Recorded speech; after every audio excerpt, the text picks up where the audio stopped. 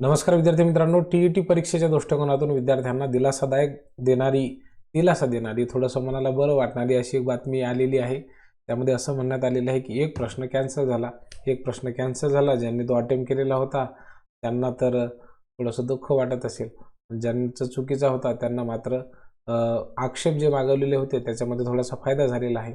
Passing जी होती तर त्याचा क्रायटेरिया आता बदललेला आहे। 82 मार्कावरती पासिंग आलेलं आहे। तुम्ही 82 मार्क जरी असले तरी पास झालेले आहात। या शुद्धीपत्रकामध्ये नेमकं काय म्हणण्यात आलेलं आहे, चला तर आपण बघूयात। महाराष्ट्र राज्य परीक्षा परिषद पुणे यांनी हे शुद्धीपत्रक जे आहे ते निर्गमित केलेलं आहे। शुद्धीपत्रकामध्ये खूप सोप्या पद्धतीने काही गोष्टी ज्या आहेत ते समोर मांडलेल्या आहेत, त्या गोष्टी आता आपण हळूहळू बघूयात। आपल्या सर्वांना माहिती आहे की 16/1/2026 रोजी एक जे परिपत्रक आहे ते प्रसिद्ध करण्यात आलेलं होतं आणि महाराष्ट्र राज्याच्या mahaTET.in या संकेतस्थळावरती हा जो निकाल होता तर तो काय केला होता, तो प्रसिद्ध करण्यात आलेला होता। त्याच्यावरती जे काही अंतरिम आन्सर की होती तर त्याच्यावरती काही आक्षेप असले तर ते तुम्हाला मागवण्यात आलेले होते। ते मागवण्यात आले होते 16 तारखेपासून 21 तारखेपर्यंत तुमची गुणपडताळणी करायची होती। त्याचबरोबर काही हरकती असतील तर त्यासुद्धा नोंदवायला सांगण्यात आलेल्या होत्या। आता ज्या काही 16/1 तारखे रोजी प्रसिद्ध झालेल्या अंतरिम निकालावरील प्राप्त ज्या हरकती झालेल्या होत्या त्याच्यापैकी असं लक्षात आलेलं आहे की परिसर अभ्यास विषयामधील जो प्रश्न क्रमांक संच ए होता, बी, सी आणि डी याच्यामध्ये वेगळ्या क्रमांकावर हा प्रश्न होता। ए मध्ये 147 वरती होता, डी वरती 132 वरती होता। बाकी बी आणि सी तुम्ही बघून घ्या।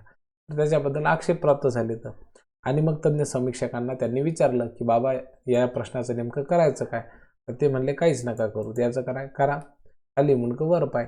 हा प्रश्न जो तो कॅन्सल करण्यात आलेला आहे। हा प्रश्न कॅन्सल झाला आणि 1 मार्क जो तो कमी झाला। मग आता विद्यार्थ्यांना पास व्हायला 83 जे मार्क पाहिजे होते तर ते आता कितीवर आलेले आहेत, 82 वर आलेले आहेत। जे 90 वर होते ते 89 आलेले आहेत। त्याच्यामुळे हा विद्यार्थ्यांसाठी चांगला एक निर्णय आहे, कारण की 150 पैकी ही परीक्षा न राहता आता 149 पैकी झाली। त्यामुळे पासिंगचा क्रायटेरिया काय झालेला आहे, बदललेला आहे। अशा पद्धतीने काल हे जे पत्र आहे तर ते पुण्यावरून निर्गमित झालेलं होतं। पत्र खूप महत्त्वाचं आहे। या पत्रामुळे विद्यार्थ्यांना थोडासा दिलासासुद्धा निश्चितच त्या ठिकाणी मिळालेला आहे। विद्यार्थ्यांचा फायदाही निश्चितच या गोष्टीमुळे होणार आहे। विद्यार्थ्यांना खूप खूप शुभेच्छा आहेत।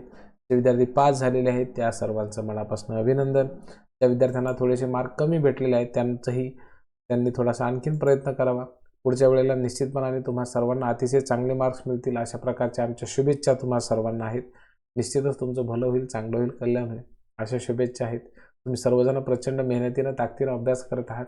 यामध्ये तुम्हाला 100% यश मिळेल आणि तुम्हाला या ठिकाणी शिक्षक होण्याचं जे तुमचं स्वप्न आहे ते 100% पूर्ण होईल अशा पद्धतीच्या सदिच्छा देतो आणि थांबतो। खूप खूप धन्यवाद।